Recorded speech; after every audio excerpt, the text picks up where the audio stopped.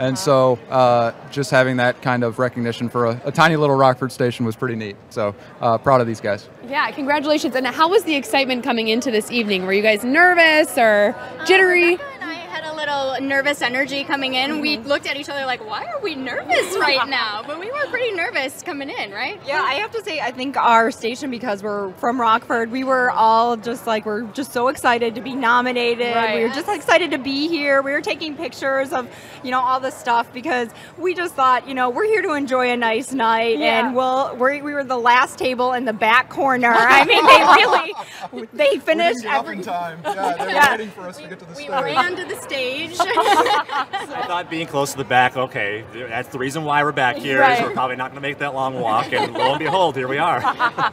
It was funny, actually. A lot of the tables amongst us were like, the back rows are winning, so fingers crossed over here. Maybe it's some good juju.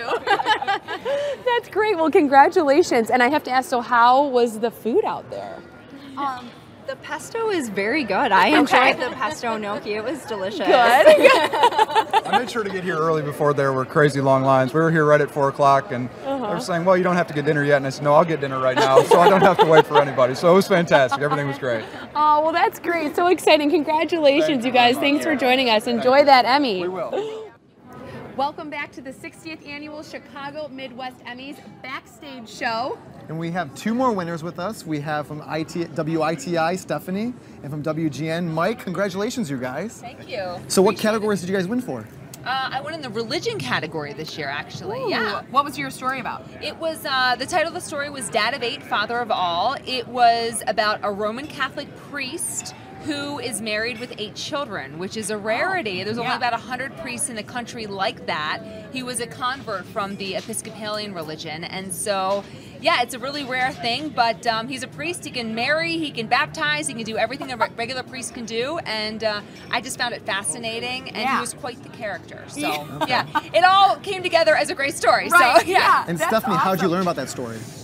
I was in church one day, and he was a really cool guy. He gave a really cool homily. He was very relatable, and I was talking to some parishioners after Mass, and they're like, oh, yeah, he's married with 8 kids. And I was like, oh, well, he must be a deacon, because that's pretty typical. And they're like, no, he's like a legitimate priest. And so I looked into it a little bit more, and I realized the reason why there are some allowances for this under the Pope, and I just thought it was a phenomenal story, and we put it together, and it worked. That's great. So yeah, it was cool. Yeah, Mike, what did you win for?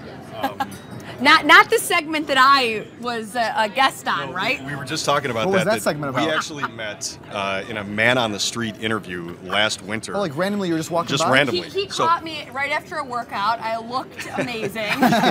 You almost didn't go on, but I had to butter you up a little. Yeah, he did. You look great. Thank you. You look almost as good tonight as you did back then. Oh, look at that. Thank you.